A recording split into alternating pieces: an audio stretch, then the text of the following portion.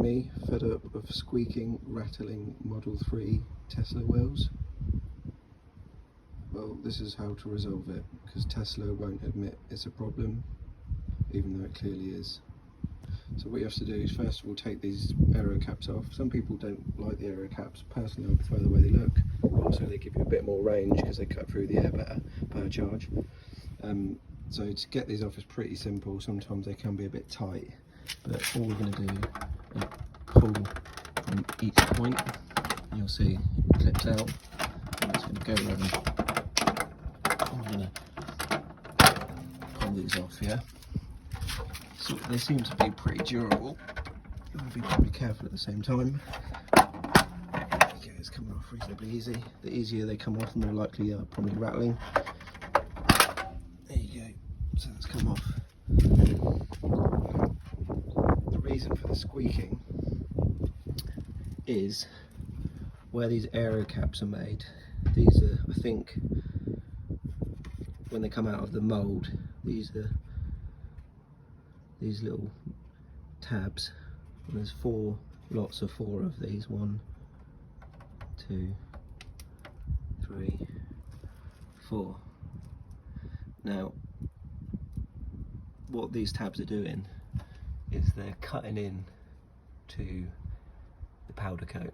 Once they go through the powder coat, they hit the steel and then they start to squeak. So that's where the squeaking noise is coming from. The rattling is coming from these tabs, because how they work has got like a bit of sprung metal, and over time they sort of bend in a bit, and therefore the wheel can move, and that also contributes to these cutting in to the wheel. So what we're going to do, use a Dremel or a file, and we're going to file these sharp nasty tabs down, and then we're going to use some monkey grips to carefully prise these open and bend them out so they clamp a lot better. I've got one that I've already done. Probably whilst you're there worth cleaning up the wheel, but you can really see where they've cut in to the powder coat. And as you can see, I've Dremeled these ones down so they're not flush, so they're not going to cut into the wheel anymore. Then also you need to bend these out. So in order to bend them out, it's pretty straightforward. Do this one-handed.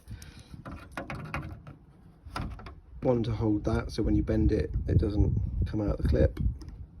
And then with the other mold grips, you just get that and just prise it out.